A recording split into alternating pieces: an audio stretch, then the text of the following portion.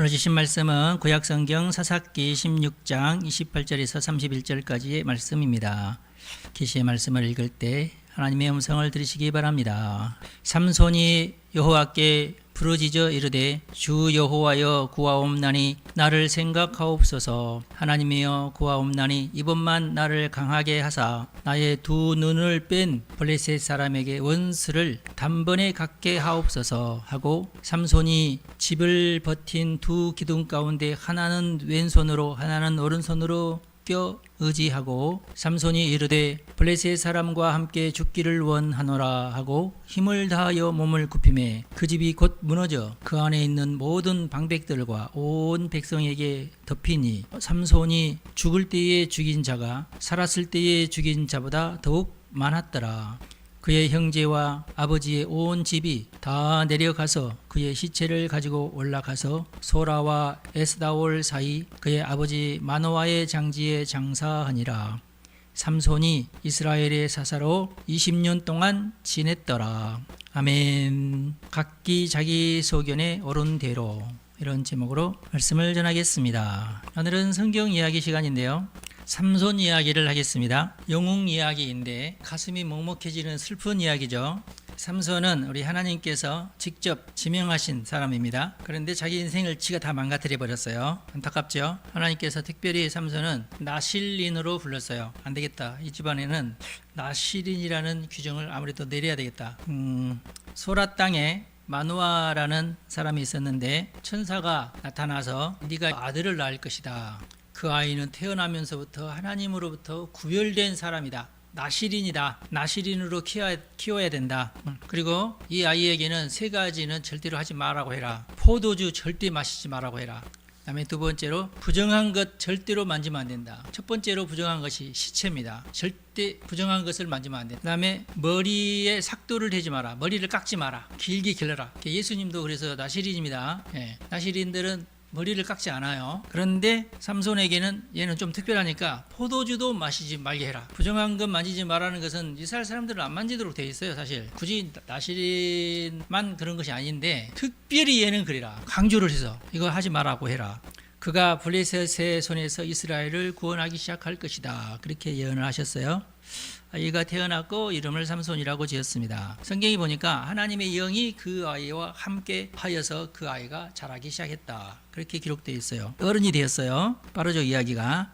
딥나로 내려갔습니다. 딥나 하면은 누가 생각나죠? 유다가 생각나죠. 딥나가 어디냐면은 유다가 사는 지방이 있고 블레셋이 사는 지방이 있는데 그 가운데 있어요. 그러면 삼손의 지파는 단 지파인데 라헬의 종이 낳은 아들이 단이에요. 그러니까 어떻게 보면은 유다 지파는 당시에 굉장히 그 뜨는 지파, 왕성한 지파였는데 그 왕성한 지파 옆에, 그런데 이 단지파의 영역은 어디냐면은 블레셋을 다 장악을 하면서 지중해 해안가를 장악하도록 그렇게 하나님께서 그쪽 지역을 주었어요. 제비를 뽑아서. 그러니까 삼손의 역할이 뭐예요? 블레셋을 다 몰아내고 그 지역을 단지파가 차지하는 거예요. 그런데 삼손이 어른이 돼가지고 딥나에 내려갔다가 블레셋 여자를 봤는데 너무 예뻐. 부모에게 돌아와가지고는 나 딥나에 있는 아가씨를 내가 아내로 삼고 싶습니다.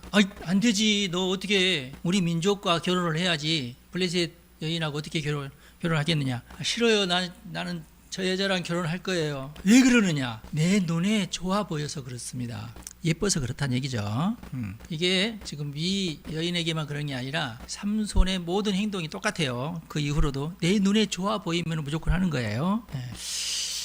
이게 삼손의 가장 큰 특징이면서 결점이기도 한데, 내 눈에 좋아 보인다는 것이 원칙이 될 수는 없어요. 그렇죠? 눈에 좋아 보여도 예뻐 보이네 하고 머리 한번 끄덕이고 그렇지만 나하고 상관없는 거야. 이렇게 돼야 되거든요. 여러분들은 어떠세요? 여러분의 눈에 좋아 보이면 다 좋습니까? 그러면 모든 것이 용서가 되고 그것을 위해서 모든 것을 희생하고 막 이러나요? 근데 삼손은 그랬어요. 그러면은 이 삼손의 그 심리적인, 영적인 또는 사회적인, 도덕적인 수준은 우리는 초등학교 5학년도 안 그렇지 않나? 초등학교 한 3학년? 부모님이 안 돼! 아무리 너의 눈에 좋아 보여도 그게 아니야. 근데 사람은 그렇죠. 저번에도 제가 얘기했지만 25살이 될 때까지 전두엽이 잘 이렇게 발달되어 있지 않기 때문에 눈에 보기 좋아 보인다는 얘기는 나의 중뇌가 그걸 판단하고 그걸 이겨낼 수 있는 힘이 없으니까 전두엽이 발달하지 않아서 그냥 그 중뇌의 판단대로 막 밀고 나가는 것이 청소년식이 아니에요? 그러면은 안 되죠. 부모님이 그걸 잘 가르쳐야 되는데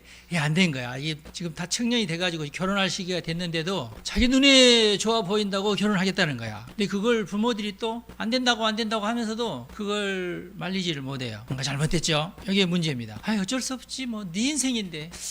이미 훈련이 안 된 거예요. 초등학교, 중고등학교 때 훈련이 안 된 거예요. 이게 삼손의 가장 큰 약점입니다. 내 눈에 좋아 보인다는 얘기가 삼손 이야기에서 많이 등장을 해요. 결국 이 삼손의 그 지능 수준은, 정서적 수준은 초등학생에게 지금 붙들려 있다. 이렇게 보시면 돼요. 그런데 블레셋의 그 결혼 풍습은 뭐냐면 여자가 남자의 집으로 시집 오는 게 아니에요. 남자가 여자의 집으로 들락날락 하는 거 이상하죠?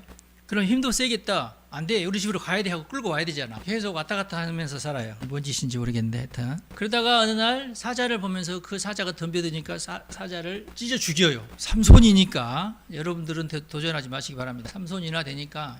근데 사자가 아무한테나 막 덤벼드나요? 하나님이 시키신 거죠. 왜 그랬을까요? 너 그렇게 하지 말아라. 그런데 그것을 하나님의 메시지로 듣지 않고 그냥 찢어 죽이고 말았어요. 가지 말라는 거죠. 하나님은 그걸 분별을 못하는 거예요. 또 왔다 갔다 하다 보니까 이 사자가 벌들이 거기다가 집을 짓고 얼마나 벌들이 좋아하겠어요.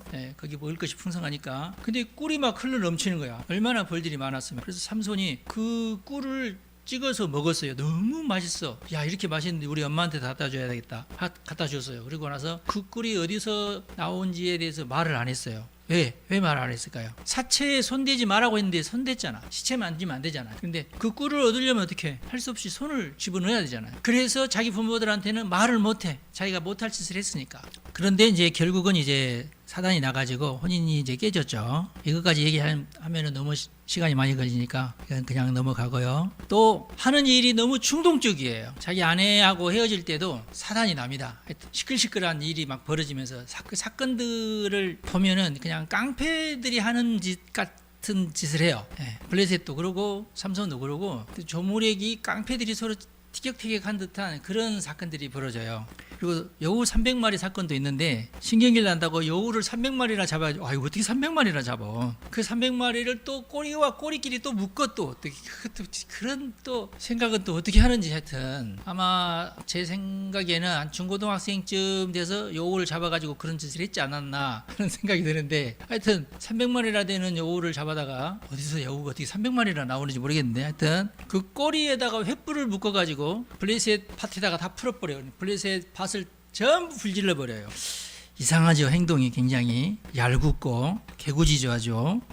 그리고 나귀의 턱뼈로 1000명을 죽입니다. 블레셋 사람 1000명을 죽여요. 와, 하여튼 난 사람이긴 해요. 그 다음에 자기 홀로 또 블레셋 사람들에게 내려가서 기생을 만납니다. 그래서 블레셋 사람들이 힘으로는 어떻게 못하니까 한밤중에 성문을 닫아버려요. 삼손이 밤중에 일어나가지고 성문을 열려니까 안 열려. 성문을 문짝채 뽑아가지고 걸어가지고 그 문짝을 짊어지고 걸어가지고 멀어요. 헤브론 산까지 갑니다. 그러니까 너네들은 절대로 이 문을 다시금 갖다 놓지 못할 거야. 나만 그렇게 할 수 있어 하면서.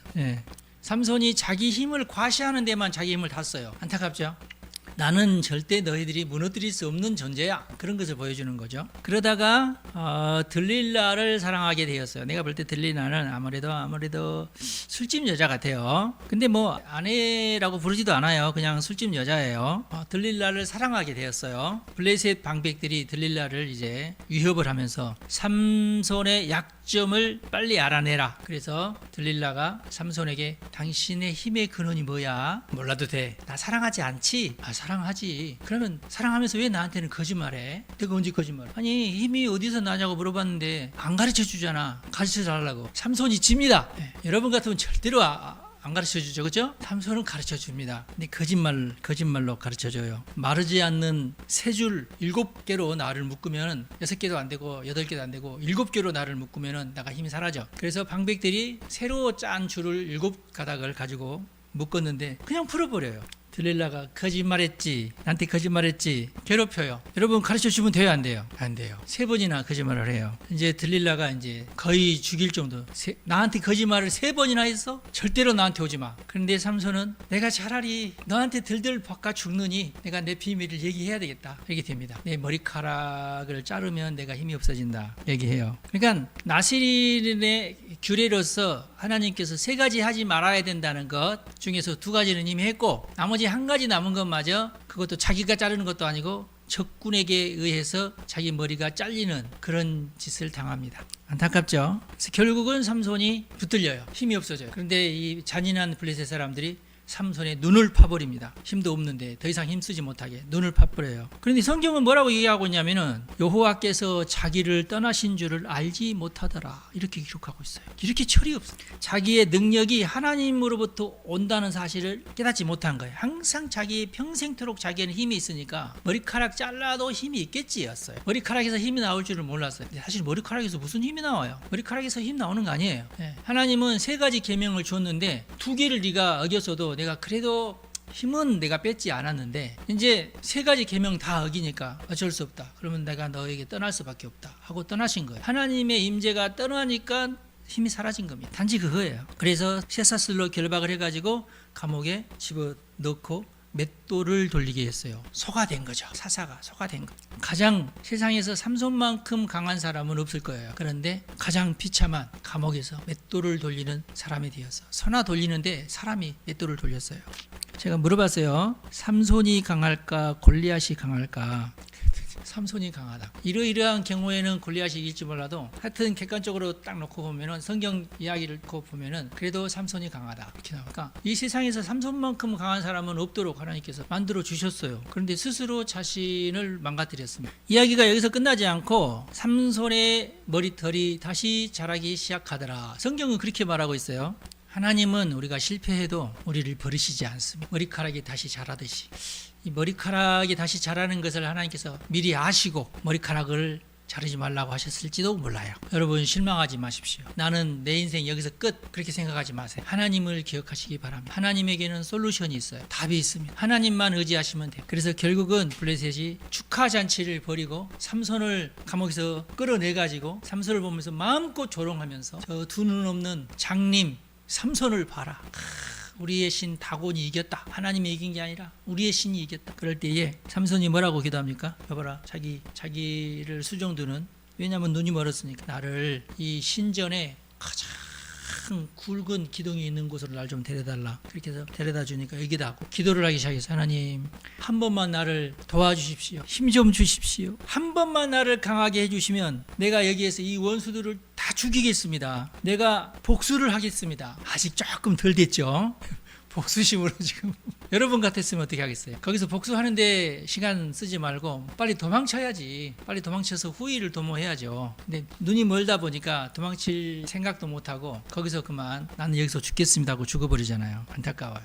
그런데 성경은 뭐라고 얘기하고 있습니까? 죽으면서 죽인 자가 살면서 죽인 자보다 많았다. 결국은 승리를 하기는 했는데, 여러분 가만히 생각해 보세요. 사사로서 해야 할 일을 했나요? 그건 안 했어요. 삼손의 사명이 뭐예요? 사사입니다. 왕이 아니라 사사예요. 자기가 살아있는 동안 통치를 해야 돼요. 그리고 그 단지파의 살 길이 뭐예요? 블레셋을 없애고 지중해를 장악하는 것입니다. 그게 삼손의 임무예요. 그것은 못한 거예요. 그냥 3,000명, 몇천 명 죽이고 말았어요. 안타깝죠. 성경에서 말하는 통계에 의하면 유다 지파의 숫자가 제일 많아요. 그래서 제일 넓은 땅을 차지합니다. 유다 지파는 장수도 많고, 그래가지고 갈렙 잘 아시죠 여러분? 훌륭한 유다 지파 사람들. 2번째로 숫자가 많은 지파가 누구냐? 단지파예요. 그래서 단지파에게 아주 핵심적으로 중요한, 영적으로 중요한 것은 유다 지파가 다 차지하고 있고, 예루살렘이나 쪽을 다 차지하고 있고, 핵심적으로 중요한 데가 어디예요? 지중해입니다. 여러분, 지중해. 해상 무역이 가능한 곳이에요. 어업이 가능한 곳이고, 그래서 블레셋이 애초에 거기에다가 자리를 잡고 살았던 겁니다. 그런데 그 지역을 누구에게 줬어요? 2번째로 숫자가 많은 단지파에게 줬던 겁니다. 너희들 잘 해봐라. 그런데 블레셋이 왜 블레셋입니까? 예, 철기 시대에 철을 최초로 개발한 족속이 블레셋이에요. 그래서 싸우기가 힘들어요. 그래서 하나님께서 그러면 내가 삼손을 주겠다. 블레셋을 이길 수 있는 것은 삼손이니까. 그러니까 네가 잘 해가지고 블레셋을 몰아내라. 그랬던 겁니다. 이게 하나님의 계획이에요. 원래 계획이에요. 근데 그 부모가 그를 어떻게 키웠어요? 망나니로 키웠죠. 계명으로 키우지 않았어요. 하나님의 말씀으로 키우지 않았어요. 평생토록 자기 눈에 보기 좋은 것만 쫓아다녔어요. 초등학생 수준이죠. 부모가 세 가지를 잘 그래도 교육을 시켰는데 알면서도 다 어겼어요. 하나도 빠짐없이 다 어겼어요. 그래서 하나님께서 그를 떠나지 않을 수가 없었죠. 너무나 좋은 환경이었어요. 세상에 유일한 힘을 가진 존재였어요. 그렇지만 그걸 가지고 아무것도 못했죠. 초등학생 마인드니까 자기 족속 단 지파조차도 자기가 장악을 못했어요. 나중에 보면은 유다 지파가 삼손을 잡아가지고 블레셋에 가서 바치는 일까지 생겼어요. 유다 지파로 쫓겨오니까 유다 지파가 블레셋이 유다 지파에 가서 전쟁할 거야, 삼손 내놓을 거야 그랬더니 삼손, 야, 너 때문에 지금 우리까지 이렇게 안 된다, 이리 와 하면서 잡아가지고 그렇지, 그래, 묶어라, 어차피 내가 다 풀 건데, 그렇게 하면서 내줬어요. 사사면은 모든 지파를 통솔할 수 있는 권한이 있어요, 사사에게는. 그러면은 삼손이 만약에 좀 제대로 성장을 했더라면은 유다 지파에 가서도 당신들 이렇게 하시오, 납달리 지파, 그 옆에가 납달리 지파였거든요. 납달리 지파에 가서도 당신들은 이렇게 하시오, 이번에 전쟁해야 되니까 군대 몇만 명 보내시오, 당신들도 몇만 명 보내시고, 가까운 데 있으니까 두 지파만 군대 동원해도 단지파의 군대까지 합하면은 블레셋 얼마든지 이깁니다. 삼손이 딱 앞장서고. 그러면 무슨 뜻인지 알겠죠? 자기 혼자 가면 안 돼요. 전쟁인데 자기 혼자 가서 자기가 망했잖아. 자기 힘만 믿고. 사사가 해야 될 일은 하나도 하지 않고 그냥 망나니처럼 깡패처럼 그런 짓만 하다가 죽은 거예요. 안타깝죠. 얼마든지 우리 하나님은 블레셋을 물리칠 수 있는 가장 좋은 어떤 모든 것을 하나님은 다 완비를 해 놓으셨어요. 그런데도 삼손은 하나도 그것을 이룩하지 못했습니다. 하나님은 도전할 수 없는 것을 하라고 하시지 않아요. 얼마든지 도전할 수 있어요. 근데 하지 않았어요. 근데 이게 내가 볼 때에 단지파의 어떤 성격, 단지파가 가지고 있는 어떤 성향, 민족성, 라헬의 첩으로서 단을 낳았는데 어떻게 보면은 레아의 자손들이 막 흥왕했을 때에 라헬의 첩의 자손들은 짓눌렸지 않나. 그리고 그 어머니가 아무래도 종이어서 좀 제대로 된 어떤 신앙 훈련을 시키지 않았지 않나 하는 느낌도 살짝 들어요. 그런데도 불구하고 하나님은 단지파를 무시하지 않고 단지파가 어마어마한 숫자로 늘어날 수 있도록 하나님께서는 도와주셨어요. 삼손의 실패로만 끝난 게 아니라 그 이후로는 단지파들이 우리는 어떡하지? 삼손이 없는 우리 어떡하지? 블레셋과 유다와 납달리 틈에 끼어가지고 너무 좁은 데서 살다가 야, 우리 어떡하지? 하면서 5명의 정탐꾼을 보냅니다. 아무래도 블레셋은 우리가 힘드니까 그러면 자기들끼리라도 그 숫자가 만만치 않으니까 열심히 으쌰으쌰 해가지고 블레셋을 하여튼 정복을 해야 될 거 아니에요. 하나님 도와주셨을 거예요. 근데 그렇게 하지 않고 야, 어디 가서 우리가 정착할 만한 데를 우리 찾아보자. 하나님이 여기를 너희들이 차지해라 하는 데를 버리고 다른 데를 찾아가다가 저 끝에 갈릴리보다도 더 끝까지 가가지고 거기서 자리를 잡습니다. 근데 가다가 또 무슨 일이 생겼냐면은 납달리 지파 가운데 이상한 사람들이 드라빔과 우상을 하나 만들어가지고 레위인을 한 명 꼬셔가지고 조금 잘 사는 집안이었나 봐요. 레위인을 먹여 살리면서 점도 치고 하는 그런 이상한 짓을 벌이고 있었어요. 소문이 좀 났나 봐요. 단지파가 600명의 군대를 몰고 가다가 그 집을 보고 그 드라빔을 보고 그 레위인을 보고 저놈들도 우리가 가져가자 하고 가지고 가요. 단지파가. 그래서 그 집 주인이 그거 우리 건데 야, 살라면 가만히 있어. 깡패짓을 합니다. 또 우상을 훔쳐가지고 가요. 그리고 갈릴리보다 저 위에 어떻게 보면 지금으로 따지자면 레바논 이제 동쪽에 있는 아주 살기 좋은 지역이거든요. 그 지역을 차지해가지고 단지파가 전부 그 이사를 가버립니다. 살기는 좋은데 뭐가 문제예요? 본진과 너무 멀리 떨어져요. 그리고 우상을 숭배해요. 하나님의 계명에서 완전히 떠납니다. 본인들을 언약의 백성이라고 생각하지 않게 돼요. 우상을 섬기는 사람들이 돼버립니다. 그러자 성경에서는 어떤 일이 벌어지냐면은 12지파를 쭉 나열하는데 단지파가 빠져요. 단지파가 빠져요. 성경에서 사라진 지파가 돼버려요. 그 정체성이 사라져버려요. 그러자 어떤 일이 벌어지냐면은 여기저기에서 우리가 단지파다. 영국에서도 우리 민족이 하여튼 그 꺼투리는 있어요. 우리나라에서도 그랬어요. 일본에서도 그랬어요. 일본의 어떤 사람이 우리 일본 민족이 단지파의 후예다 이런 사람이 있고, 우리는 더 좋아 단군. 50년 전에 그런 주장이 있었어요. 단군. 나도 그 얘기를 고등학교 3학년 때 들었나? 처음에는 잘 모르니까 우리가 단지파의 우애라고. 나도 한때 그런 적이 있어요. 우리나라만 그런 게 아니라 여러 나라에서 단지파를 가지고 우리가 그 후예다고 이렇게 주장하는 목사들이 있었어요. 참 재미난 하여튼 지파야. 이때 사라지지만 안 해서도 이런 일이 안 일어나는데 그만 이렇게 사라지는 바람에 당군이 단지파로 이렇게 안타깝죠. 참 안타까운 지파예요. 하나님은 모든 것을 다 주셨어요. 그러나 신앙교육 잘못돼가지고 자기 눈에 좋은 대로만 하다가 망하고 말았습니다. 계명이 얼마나 소중한지 몰라요. 하나님의 언약이 얼마나 소중한지 몰라요. 그러나 우리가 오늘 그 말씀에서 기억해야 될 것은 뭐냐면 삼손의 머리카락이 잘렸지만 다시 자란다. 소망은 항상 있다. 절대 여러분 자살하지 마시기 바랍니다. 어떠한 불행한 일이 여러분에게 닥치더라도 절대로 포기하지 마세요. 하나님의 은총을 포기하지 마십시오. 나는 아무것도 아닌데 하나님이 함께 하시면 나에게는 반드시 소망이 있다는 것을 잊으시면 안 됩니다. 나는 이번 생은 여기서 끝났고 다음 생은 없습니다. 이번 생에서 여러분들이 성공을 하셔야 돼요. 충분히 하나님은 우리 편이십니다.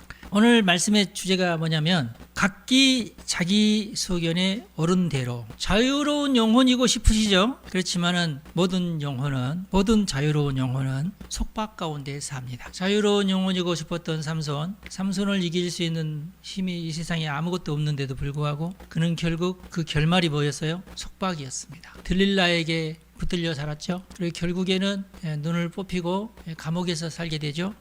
장자꾸 루소가 한 말이 있어요. 인간은 자유롭게 태어난다. 그러나 어디서나 쇠사슬에 묶여 있다. 여러분 루소 하면은 장자꾸 루소 하면은 어마어마하게 유명한 철학가입니다. 근데 철학가가 한 말이에요. 아주 중요한 말이에요. 이 사람 예수 안 믿는 사람입니다. 예수를 안 믿는 자유로운 영혼의 소유자였음에도 불구하고 인간은 자유롭게 태어난다. 그러나 어디에서나 인간은 쇠사슬에 묶여 산다. 성경에 있지 않은 말인데 마치 성경에 있는 표현을 사용하고 있어요. 제가 지금부터 소개한 심리학자들, 철학자들 이야기들은 전부 비기독교인들 이야기입니다. 아시겠죠? 에릭 프롬이라는 사람이 있어요. 발달 심리학으로 굉장히 유명한, 발달 심리학에서는 원조격인 그런 사람이죠. 이 사람이 쓴 책 중에 자유로부터의 도피, 책 제목조차 이상하죠.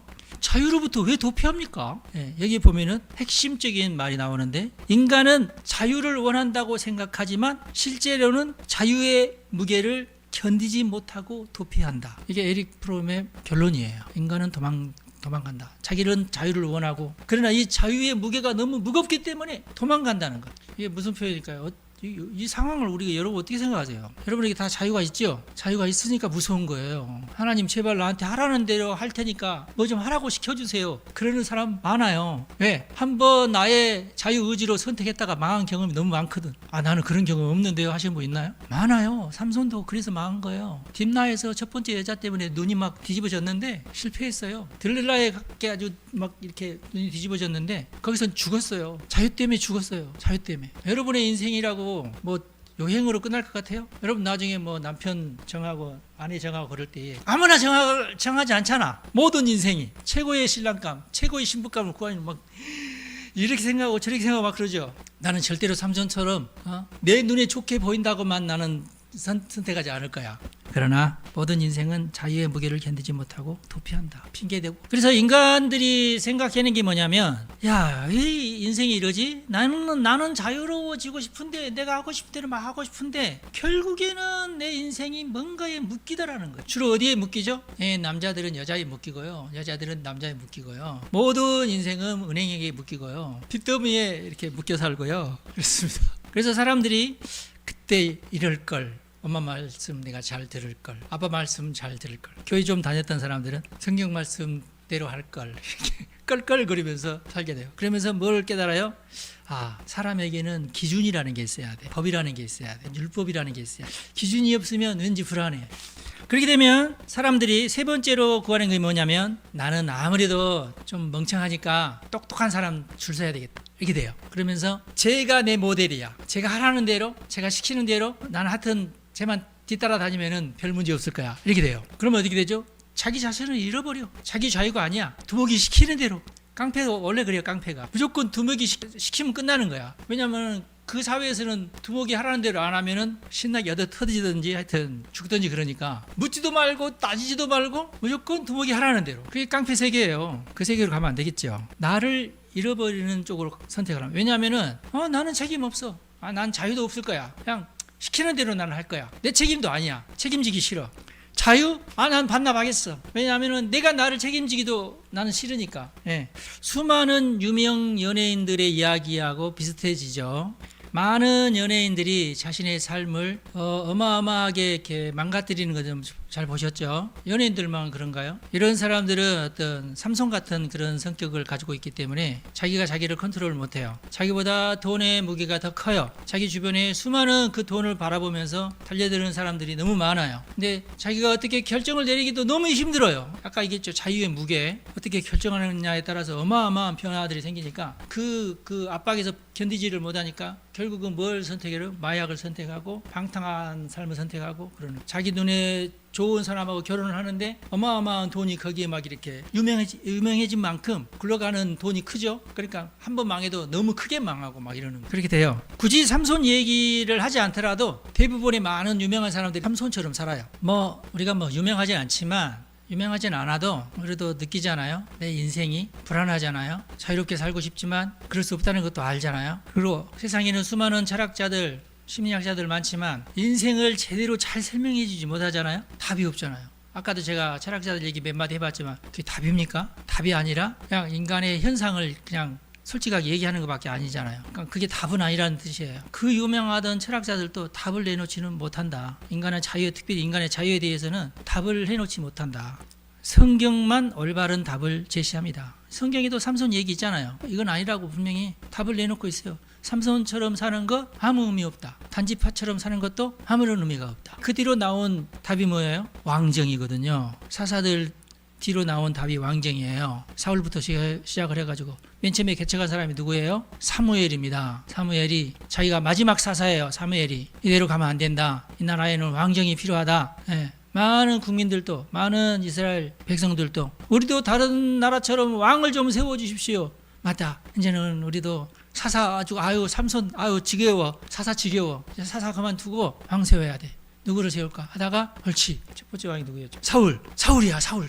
그런데 첫 번째 왕부터 삐끄덕거리죠. 예, 사무엘이 사울 얘 잘할 줄 알았는데 이거 아니네. 아유 이거 큰일 났는데 그러면서 할 수 없이 다윗을 세워요. 왕정이요. 첫 판부터 삐끄덕거려요. 첫 판부터. 다윗은 그러면은 괜찮아요? 사울보다는 낫죠. 사울보다는 나은데 좀 지나다 보니까 삐끄덕 어디서? 예. 다윗도 삐끄덕거려. 그 모습을 봐요. 우리 아버지가 삐끄덕거리네? 나도 왕 될 텐데. 그러면서 왕자들끼리 서로 삐끄덕거리면서 죽이고 막 이런 일들이 벌어지죠. 모든 왕국에 있는 똑같은 일들이 다윗의 왕국에도 벌어집니다. 그래도 이스라엘이 버텼던 이유가 뭐예요? 율법으로 버텼죠. 하나님의 말씀으로. 예언자들의 말로 버텼죠. 그렇지만 결국은 어디에 빠집니까? 우상 숭배에 빠져요. 그게 인생이에요. 왕정도 답이 아닌 거예요. 성경은 뭘 우리에게 가르쳐 주는 거예요? 이런 모든 이야기들을 통해서 방종은 삼손이 그 끝판을 보여줬죠. 방종이 여러분 자유로 생각하는 사람들이 많아요. 방종은 자유가 아니에요. 자유란 뭐냐? 하나님을 왕으로 모시는 것이 자유입니다. 사람은 왕이 아니에요. 성경에서 창세기부터 요한계시록까지 끝까지 놓지 않는 것이 뭐냐면 우리의 왕은 하나님이라는 거예요. 하나님만 우리의 왕이다. 하나님의 말씀만 우리의 가장 올바른 규율이다. 십계명만이 사람이 지켜야 될 규율이다. 어떤 원칙이나 이런 것이 필요하지 않고 하나님의 말씀만 규칙이다. 여러분 이걸 절대로 잊지 마십시오. 그래서 이 하나님의 말씀을 지켜야지만이 우리가 자유라는 무게감을 이겨낼 수 있어요. 아까도 제가 얘기했죠. 자유라고 해서 다 좋은 게 아니라고. 십계명이 있어야 자유예요. 십계명이 없는 자유는 우리는 방종이라고 그래요. 그래서 영어에서 말하는 리버티라는 것은요. 기독교적인 용어입니다. 하나님을 왕으로 모실 때만 그게 자유예요. 십계명에 있는 자유를 우리는 진정한 자유라고 생각을 합니다. 인류가 자유에 대해서 이렇게 분명하게 규정하고 이것만이 자유라고 얘기한 것도 미국에서부터 시작한 거예요. 그래서 미국에서 자유를 얘기할 때는 방종이 절대 아니에요. 하나님의 말씀 안에서의 자유입니다. 그리고 그 자유의 그 개념을 이승만 대통령이 우리나라로 수입해 온 거예요. 세상에 수많은 민주주의가 있지만 우리나라 헌법만큼 미국의 헌법을 닮은 헌법은 없어요. 이게 아주 중요해요. 근데 우리나라는 이 헌법을 지금 무시하고 다른 헌법, 공산주의식 헌법을 만들려고 하죠 지금. 그래서 지금 이것을 알고 있는, 이것을 그래도 뼈저리게 학교에서 체험한 종교조들에 의해서 억압을 받으면서 체득한 세대가 지금 2030 세대입니다. 여러분, 우리나라에서는. 이건 정말 놀라운 거예요. 나는 전교조가 이 나라의 그 교육을 장악할 때 정말 가슴이 아프도록 정말 염려가 됐던 것들이 너무 많았어요. 야, 큰일 났다. 우리나라 공산주의 된다. 근데 놀랍게도 그 전교조 산하에서 그 억압을 받던 우리 청년들이 진정한 자유를 외치고 있어요, 지금. 난 이건 놀라운 사실이에요, 이것은. 하나님이 이 나라를 버리지 않을 줄로 저는 믿습니다. 로마서 8장 1절 2절. 그러므로 이제 예수 그리스도 안에 있는 자에게는 결코 정죄함이 없나니 이는 그리스도 예수 안에 있는 생명의 성령의 법이 죄와 사망의 법에서 너를 해방하였음이라. 얼마나 놀라운 말씀인지 몰라요. 방종이 우리를 해방하지 않아요. 오직 하나님의 성령의 생명의 법이 우리를 죄와 사망의 법에서 해방합니다. 그게 자유예요. 그게 리버티입니다. 우리가 열심히 기도해야 돼요. 우리나라만한 나라가 없어요. 소중한 나라입니다. 하나님께서 절대로 우리나라를 버리지 않을 줄로 저는 믿어요. 이 기회를 하나님께서 우리나라에 주셨습니다. 기도하겠습니다. 하나님, 우리 국민은 현재 진정한 자유를 찾고 있습니다. 오직 하나님만 우리에게 주실 수 있는 자유를 갈망하고 있습니다. 많은 사람들이 방종을 자유로 착각하고 있습니다. 심지어 이 나라에는 하나님의 계명에서 벗어나는 것이 자유라고 여기는 사람들도 있습니다. 현 정부는 자신들이 정한 율법을 자유라고 생각하는 자들로 가득합니다. 그러나 다행스럽게 많은 청년들이 진정한 자유가 무엇인지 찾고 있으며 부르짖고 있습니다. 올바른 질서를 되찾기를 갈망하고 있습니다. 하나님, 우리나라를 불쌍히 여기시고 하나님의 자녀들의 부르짖음에 속히 응답해 주옵소서. 이 나라가 생각하지 못했던 하나님의 자유가 해방과 동시에 우리에게 주어졌는데 정작 우리는 그 자유의 가치를 잘 깨닫지 못한 채 살아왔습니다. 하나님, 우리를 불쌍히 여겨주시고 용서해 주옵소서. 우리나라가 다시금 하나님이 허락하신 자유를 바르게 누릴 수 있도록 은총을 베풀어 주옵소서. 우리 주 예수님의 이름으로 기도합니다. 아멘.